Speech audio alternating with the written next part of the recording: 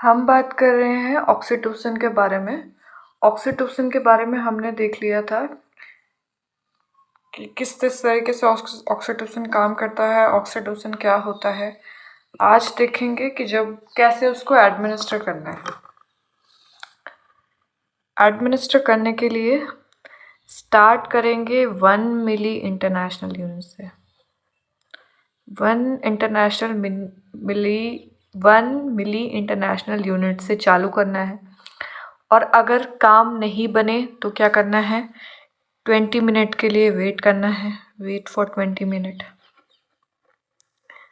20 minute के लिए wait करेंगे। उसके बाद हमें इन डोज को क्या करना है, इंक्रीज़ करना है। Then increase the dose. उसके बाद डोज को इंक्रीज़ करेंगे। अब कब तक इंक्रीज़ करेंगे, तो जब तक डोज कितनी ना हो जाए, टिल 8 मिली इंटरनेशनल यूनिट पर मिनट इस तरीके से ना हो जाए। अब हमें ये बात ध्यान रखनी है कि हमें कैसे पता चलेगा कि जो ऑक्सीटोसिन है जो हमने सही दे रखा है। तो ऑक्सीटोसिन का सही इफेक्ट मतलब अगर जो उसके कॉन्ट्रैक्शन का टाइम है वो है 45 सेकेंड और 10 मिनट में 2 से 3 कॉन्ट्रैक्शंस आ रहे हैं, तो ये इस समय ये है कि ऑक्सीटोसिन का इफेक्ट जो है जो हमें चाहिए था वो सही आ रहा है और उसी डोज को हमें फिक्स करना होगा। तो क्या करेंगे, if the contraction comes for 45 second and 2 to 3 contractions per 10 minute, then fix the dose of oxytocin. Oxytocin का डोज वहाँ पे क्या करना है, फिक्स कर देना है। और कंटिन्यू उसी डोज को कंटिन्यू रखेंगे, continue till 60 minute after delivery. Delivery के 60 मिनट बाद तक भी उसी डोज को क्या करके रखेंगे, मेंटेन करके रखेंगे।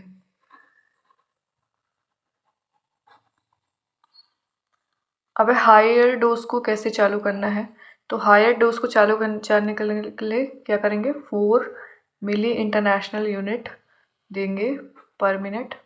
इससे शुरू करना है। काम नहीं बना तो दोबारा 20 मिनट के लिए वेट करना है और उसके बाद क्या करना है, इंक्रीज़ करना है 4 इंटरनेशनल। मतलब कि अगर पहले 4 दिया है तो उसके बाद हम कितना दे देंगे, 8 दे देंगे। इंक्रीज़ 4 मिली इंटरनेशनल यूनिट पर मिनट। अगर हमें स्पीड अप करना है क्या, लेबर को, टू ऑगमेंट का मतलब क्या हुआ, लेबर को बनाए रखना या लेबर को क्या करना, लेबर की स्पीड को बढ़ाने के लिए, टू ऑगमेंट द लेबर। अब बात कर लेते हैं कि कॉन्ट्राइंडिकेशंस क्या होते हैं ऑक्सीटोसिन के। कॉन्ट्राइंडिकेशन से पहले हमने पढ़ा था कि क्या क्या कॉम्प्लिकेशंस होते हैं, किन किन वेमेंस में कॉम्प्लिकेशंस होते हैं, तो उन सिचुएशन में नहीं देना है। जैसे हमने कहा था कि यूटराइन रप्चर के चांसेस होते हैं किसमें, ग्रैंड मल्टीपैरा में।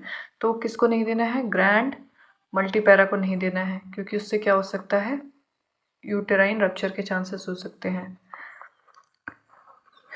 दूसरा फिर क्या है, अगर क्या है, हिस्ट्री है, कोई ऑपरेशनल हिस्ट्री है, हिस्ट्री ऑफ ऑपरेशनल इंटरफेरेंस, पहले से ही कोई ऑपरेशन हो रखा है यूट्रस में, तो उसकी वजह से भी क्या हो सकता है, यूट्राइन रप्चर के चांसेस हो सकते हैं।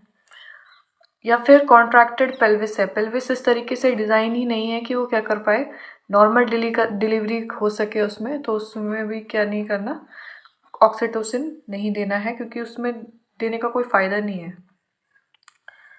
अगर बच्चे को पहले से ही क्या है, फीटल डिस्ट्रेस है, बच्चे को क्या है, फीटल डिस्ट्रेस है, बच्चे को पहले से ही क्या है, ऑक्सीजन सांस लेने में परेशानी हो रही है, और तो उसे नहीं देना है, क्योंकि ऑक्सीटोसिन देंगे तो कॉन्ट्रैक्शन आएंगे, कॉन्ट्रैक्शन आएगा तो कॉन्ट्रैक्शन के टाइम पे प्लेसेंटल इंसफिशियंसी होती है, प्लेसेंटा में ब्लड सप्लाई जो होती है वो रुकती है, तो उस समय भी नहीं देना है। दूसरा होगा, दूसरा क्या है, अगर ऑब्स्ट्रक्टेड लेबर है, लेबर क्या है, ऑब्स्ट्रक्ट हो चुका है और लेबर रुक चुका है, तो उस समय भी हमें नहीं देना है। अदरवाइज क्या होंगे, ऑब्स्ट्रक्टेड लेबर में अब जो है लेबर रुका हुआ है और उसके बाद वो यूट्राइन, या तो यूट्राइन चैम्बर के चांसेस बढ़ जाएंगे, या तो फिर क्या हो जाएगा, बच्चे की डेथ हो जाएगी। तो इसीलिए ऑब्स्ट्रक्टेड लेबर में नहीं देना है, उसके बाद नहीं देंगे। पहले से ही क्या है, हाइपोवोलीमिया है, प्रायर हाइपोवोलीमिया है, तब भी नहीं देंगे क्या, ऑक्सीटोसिन। ये हमने देख लिया था पिछले क्लास में। अगर क्या है, पहले से ही क्या है, कोई कार्डियक डिसऑर्डर है, तो उस समय भी नहीं देंगे, क्योंकि क्या कराता है, ये जो कराता है वाटर इंटॉक्सिफिकेशन कराता है। कार्डियक डिसऑर्डर इंटॉक्सिकेशन कराता है, तो वो उसकी वजह से हाइपोनेट्रीमिया ये सब हमने देखा था। तो कार्डियक डिसऑर्डर है तब भी हमें नहीं देना है। अब इसमें आखिरी बात है टेस्ट। एक टेस्ट होता है oxytocin challenge test, oxytocin challenge test, और दूसरा टेस्ट होता है ऑक्सीटोसिन सेंसिटिविटी टेस्ट। दोनों में ही हम क्या यूज़ करते हैं, ऑक्सीटोसिन का इस्तेमाल किया जाता है। क्या होता है ये हम बाद में देखेंगे। ऑक्सीटोसिन का इस्तेमाल किया जाता है, और यही था हमें ऑक्सीटोसिन के बारे में समझना था, याद करना था। वीडियो में बने रहने के लिए धन्यवाद।